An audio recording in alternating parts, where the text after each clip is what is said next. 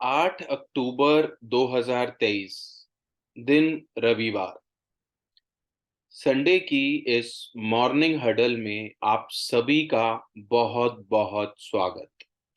नमस्कार दोस्तों, मेरा नाम दीपक जैन है और मैं हूं फाउंडर इन्फिनिटी गेन्स एलएलपी। रविवार का दिन बिल्कुल इसी प्रकार से है जैसे कि एक स्पीड ब्रेकर होता है। ऐसा मैं क्यों बोल रहा हूँ? स्पीड ब्रेकर पे क्या होता है, जैसे हम रोड से काफी स्पीड से चलते हुए आ रहे हैं और एक स्पीड ब्रेकर आता है जहां पर कि हम अपनी स्पीड को स्लो करते हैं और स्मूथली उस स्पीड ब्रेकर को क्रॉस करते हैं और देन अगेन अपनी स्पीड को बढ़ा लेते हैं।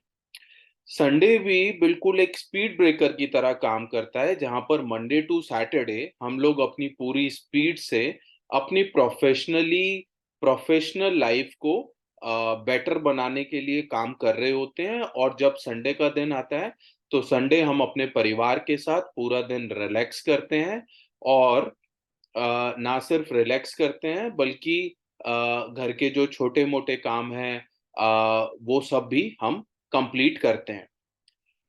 संडे का दिन है और मुझे पूरी उम्मीद है कि आज आप अपने परिवार के साथ एंजॉय भी करेंगे।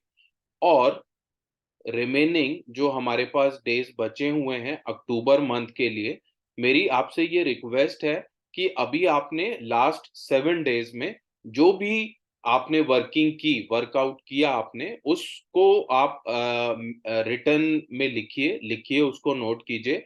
और रिमेनिंग आने वाले जो दिन है 31 अक्टूबर तक, उसमें आपका क्या-क्या प्लान है और आप अपनी दिनचर्या को किस तरीके से करने वाले हैं, ये भी आप नोट करिए।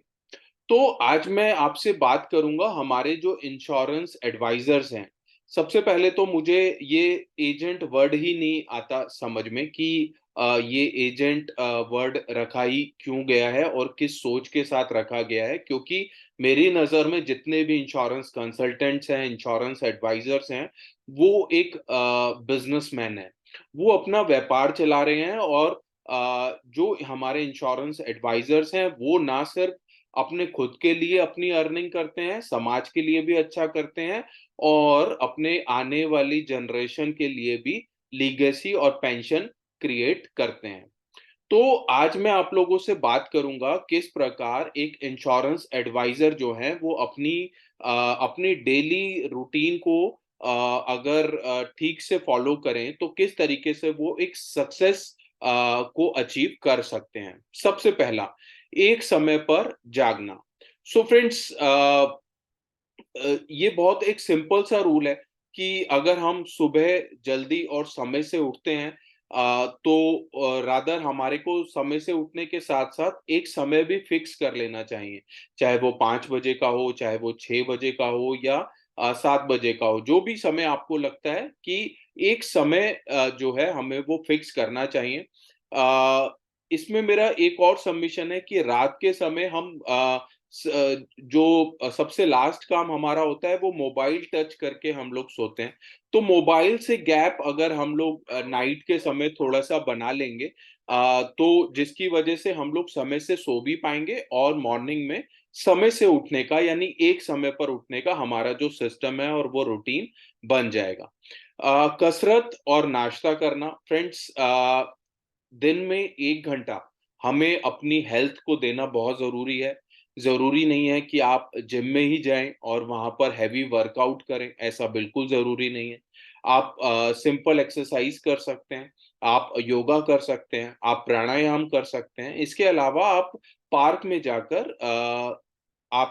में अगर आप जाएँगे तो नेचर के पास जब आप जाते हैं, तो आपको पूरा दिन जो है वो फ्रेश महसूस होगा।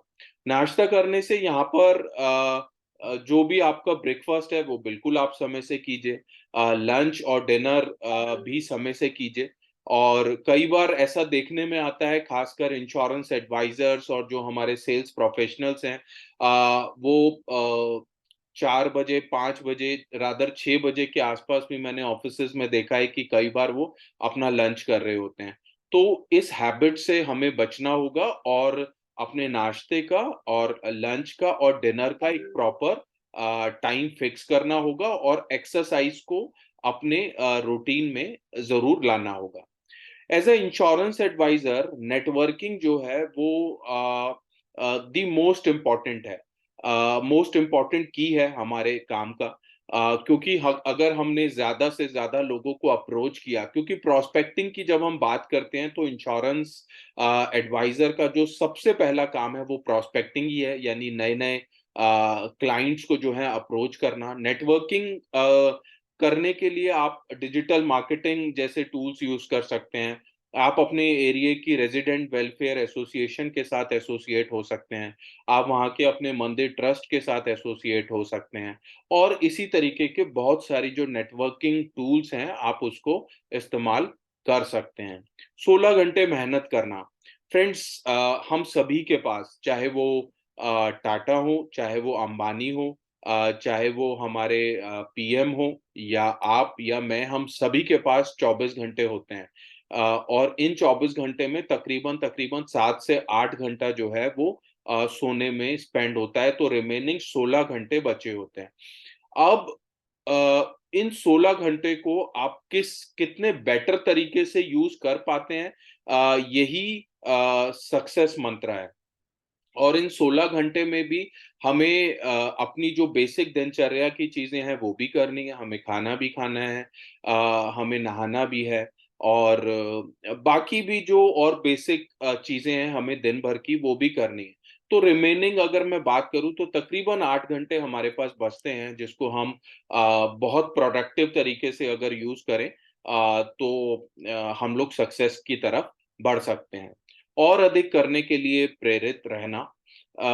फ्रेंड्स डेली बेसिस पर छोटे-छोटे टारगेट डिसाइड कीजिए। आप अगर छोटे-छोटे टारगेट डिसाइड करेंगे तो आपको प्राउड फील होगा कि मैंने आज सुबह अगर अपने लिए ये 10 चीज़ें प्लान की थी, तो 10 में से अगर मैं 10 में से अगर मैं आज उनमें से 6 चीज़ों को कंप्लीट कर पाया, तो आप अपने आप को एप्रिशिएट कीजिए कि आज मैंने सुबह जब ऑफ़िस की वर्किंग करनी अगर सुबह 9 बजे स्टार्ट की थी, तो 9 बजे से लेकर 7, 8, 9 बजे तक जिस समय तक भी आप अपनी ऑफ़िस की वर्किंग करते हैं, तो उसमें से अगर मैं 6 चीज़ों को भी कंप्लीट कर पाया, तो 4 जो बची हुई चीज़ें हैं, वो आप नेक्स्ट डे के लिए कैरी फॉरवर्ड कर सकते हैं और जो 6 चीज़ें आपने कंप्लीट की हैं, उसके लिए आप अपने आप को एप्रिशिएट भी कीजिए और अपने परिवार के साथ उन चीज़ों को सेलिब्रेट भी कीजिए, ताकि आप लोग अपने लिए टारगेट डिसाइड कर पाएँ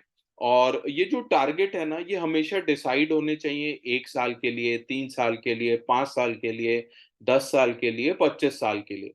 तो अगर आपने इस तरीके की प्लानिंग के साथ काम करना स्टार्ट किया, तो I am sure insurance advisers को सक्सेस होने से कोई रोक नहीं सकता। वक़्त पर सोना। फ्रेंड्स हम अपनी 24 घंटे में से 8 घंटे जिस गद्दे पर सोते हैं, मेरा हमेशा से ये कहना होता है अपनी टीम को कि आप एक महँगा गद्दा अपने लिए परचेज़ कर लीजिए।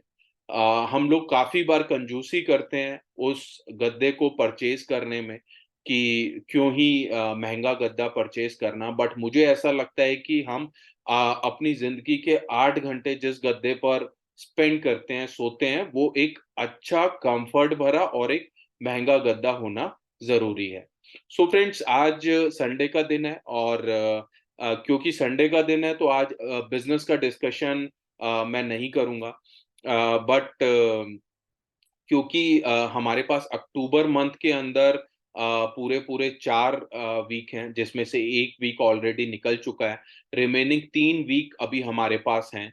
तो आज आप अपने परिवार के साथ अपने आप को रिलैक्स कीजिए, रिफ्रेश कर लीजिए और क्योंकि मंडे टू सैटरडे हम लोगों को दोबारा से अपने इनपुट जो हैं, वो देने हैं। और वैसे भी 1 अप्रैल 2023 को हमने ये प्रण लिया था कि फाइनेंशियल ईयर 2023-2024 हमारे प्रोफेशनल करियर का दी बेस्ट ईयर होने वाला है और मुझे उम्मीद है हम सब लोग उसी क्रम में साथ में आगे बढ़ रहे हैं।